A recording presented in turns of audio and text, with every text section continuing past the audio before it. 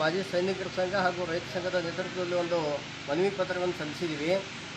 ಇದೇ ಬರುವ ಡಿಸೆಂಬರ್ 9ರಂದು ಚಳಿಗಾಲ ಅಧಿವೇಶನ ಬೆಳಗಾವಿಯಲ್ಲಿ ನಡೀತಕ್ಕಂಥ ಈ ಸಂದರ್ಭದಲ್ಲಿ 2017ರಿಂದ ಇವತ್ತು ನೆನೆಗುದಿಗೆ ಬಿದ್ದಿರತಕ್ಕಂಥ ಬಸವೇಶ್ವರ ಏತ ನೀರಾವರಿ ಏನು ಯೋಜನೆ ಇದೆ ಅದು ಬಹಳ ವಿಳಂಬ ಒಂದು ನೀತಿಯನ್ನು ಅನುಸರಿಸ್ತಾ ಇದ್ದಾರೆ. ಇವತ್ತು ಸರ್ಕಾರದಿಂದ ಶಾಸಕರು ಹೇಳ್ತಿದ್ದಾರೆ ನಾನು ಇವತ್ತು ಆತ್ಮಹತ್ಯೆ ಮಾಡ್ಕೋತೀನಿ ಅಂತ ಹೇಳಿ.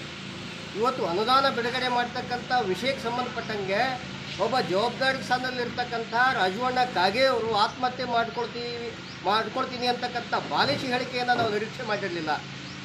ಒಬ್ಬ ಜವಾಬ್ದಾರಿ ಸ್ಥಾನದಲ್ಲಿರ್ತಕ್ಕಂಥ ಶಾಸಕರು ತಾವು ಅನುದಾನವನ್ನು ಯಾವ ರೀತಿ ಬಿಡುಗಡೆ ಮಾಡಬೇಕು ಅನ್ನುವಂಥರ ಬಗ್ಗೆ ಚಿಂತನೆ ಮಾಡಬೇಕೇ ಹೊರತು ಇವತ್ತು ಆತ್ಮಹತ್ಯೆ ಮಾಡ್ಕೋತೀನಿ, ನಾನು ಸೂಸೈಡ್ ಮಾಡ್ಕೋತೀನಿ ಅಂತಕ್ಕಂಥದ್ರಿಂದ ಯಾವ ರೈತರಿಗೂ ಕೂಡ ಒಳ್ಳೆಯದಾಗೋದಿಲ್ಲ.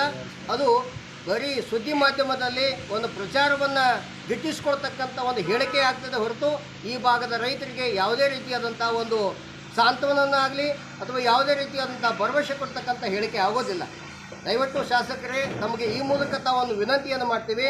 ನಾವು ಈಗಾಗಲೇ ವಿಧಾನಸಭೆಯ ಹೊರಗಿದ್ದುಕೊಂಡು ಈ ರೈತರಿಗೆ ನ್ಯಾಯವನ್ನು ಕೊಡಿಸಬೇಕನ್ನುವಂಥ ವಿಚಾರವಾಗಿ ನಾವು ಸಂಬಂಧಪಟ್ಟಂಥ ಜಲಸಂಪನ್ಮೂಲ ಸಚಿವರಿಗೆ ಭೇಟಿಯಾಗುವಂಥ ತೀರ್ಮಾನವನ್ನು ಈಗಾಗಲೇ ನಮ್ಮ ರಾಜ್ಯ ಸಮಿತಿ ತೀರ್ಮಾನ ಮಾಡಿದೆ. ತಾವು ಈ ಬರುವ ಅಧಿವೇಶನದಲ್ಲಿ ತಾವು ಕೂಡ ಅಧಿವೇಶನದಲ್ಲಿ ಭಾಗವಹಿಸಿ ಈ ಭಾಗದ ಸಮಸ್ಯೆಗಳ ಬಗ್ಗೆ ಸ್ಪಷ್ಟವಾದಂಥ ಬೆಳಕನ್ನು ತಾವು ಚೆಲ್ಲಬೇಕು.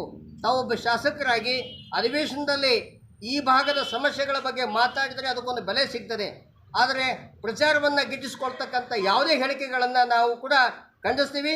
ಇದಕ್ಕೇನಾದರೂ ಸ್ಪಂದನೆ ಮಾಡದೆ ಹೋದರೆ ಕರ್ನಾಟಕ ರಾಜ್ಯ ರೈತ ಸಂಘ ಹಾಗೂ ಮಾಜಿ ಸೈನಿಕರ ಸಂಘದ ವತಿಯಿಂದ ಬೃಹತ್ತಾದಂಥ ಪ್ರತಿಭಟನೆಯನ್ನು ಮಾಡಬೇಕನ್ನುವಂಥ ತೀರ್ಮಾನವನ್ನು ಈಗಾಗಲೇ ನಾವು ಮಾಡಿದ್ದೀವಿ.